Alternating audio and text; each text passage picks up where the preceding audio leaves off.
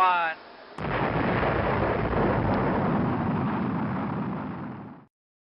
Higher than the highest mountain, beyond the wispy clouds, into that ink-black canvas sprinkled with distant suns. What do you see? A vast, silent emptiness. And yet, from this very earth, we launch magnificent machines that defy the very concept of silence, of emptiness. Machines that scream skyward with a fury that rattles the ground beneath our feet, propelling themselves to speeds that shatter our everyday understanding of motion. How? How do these colossal metallic beasts, these modern-day dragons of fire and steel, hurtle towards the heavens with such breathtaking velocity? For millennia, humanity gazed at the stars and dreamt of touching them. Our ancestors watched birds soar and perhaps, in their wildest imaginings, pictured themselves riding the wind. But the dream of spaceflight, of truly escaping Earth's embrace, required a profound leap in understanding. It wasn't about wings, or hot air, or even clever aerodynamics. It was about something far more fundamental, something woven into the very fabric of the universe, Newton's third law. For every action, there is an equal and opposite reaction. It sounds deceptively simple, doesn't it? But within that elegant statement lies the secret to interstellar travel. Imagine a skater on ice. If they want to move forward, they push backwards against the ice. The ice pushes back, and they glide. Now, imagine a rocket. There's no ice to push against in the vacuum of space. So, what's it pushing against? That's the genius of it. It's pushing against itself. More precisely, it's expelling mass, incredibly hot, high-velocity mass, in one direction, and the reaction force propels the rocket in the opposite direction.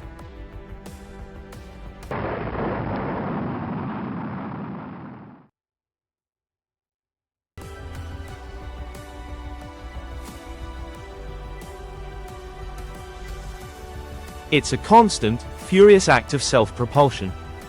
Think of it like this. A rocket isn't flying in the way an airplane flies by pushing air over its wings. A rocket is constantly throwing a tantrum, violently ejecting superheated gas out of its engines. Each molecule of gas, expelled at thousands of meters per second, imparts a tiny push, a microscopic nudge, on the rocket. Multiply that by trillions upon trillions of molecules every second, and you get the immense thrust that lifts these behemoths off the launch pad. The fuel itself is a marvel. Often, it's a cryogenic mix of liquid hydrogen and liquid oxygen, chilled to unimaginable temperatures. They're brought together in a combustion chamber, where they ignite in a controlled, cataclysmic explosion.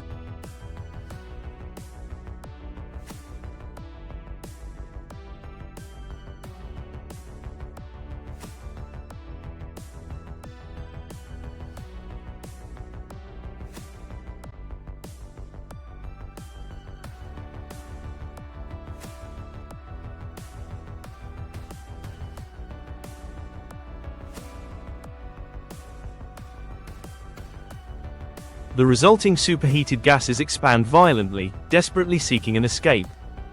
That escape route is the rocket nozzle, a carefully engineered hourglass shape that accelerates these gases to incredible speeds, shaping that chaotic energy into a focused, powerful stream. The faster the exhaust gas leaves the nozzle, the greater the thrust, and thus, the faster the rocket accelerates.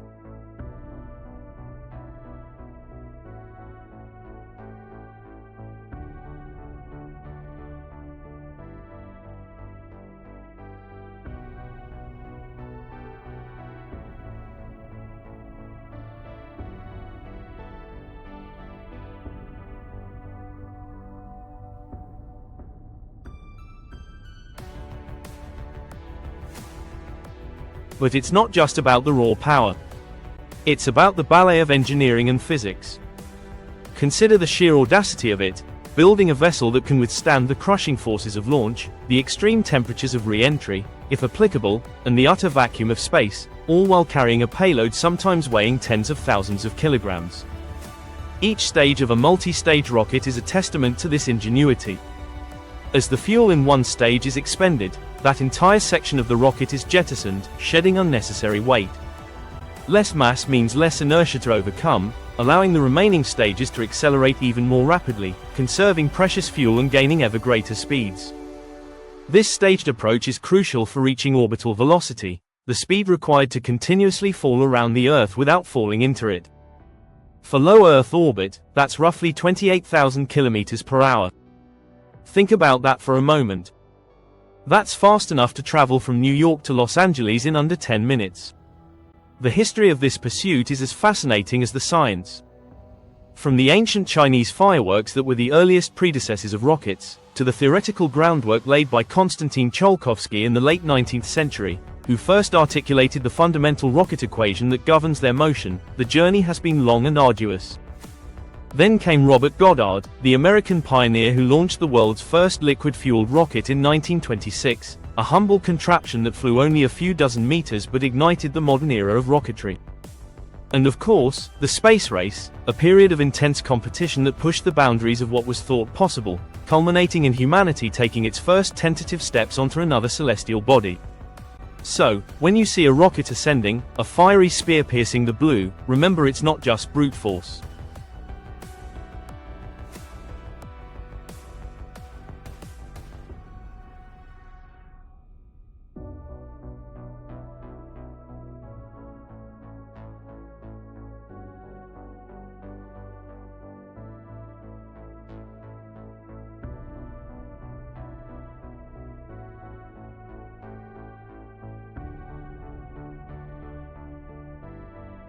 It's an exquisite dance of fundamental laws, of precise engineering, of a million tiny pushes adding up to one colossal leap. It's the meticulous control of an explosion, harnessed and directed, to overcome the immense gravitational pull of our home planet.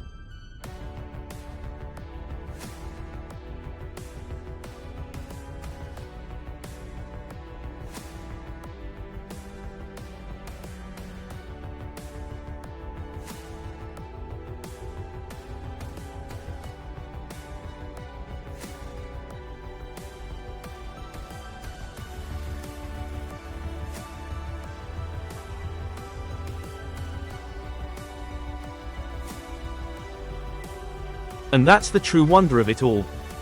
We, a species bound by gravity, constrained by the thin veil of our atmosphere, have figured out how to throw ourselves off this planet with such incredible speed that we become temporary celestial bodies ourselves.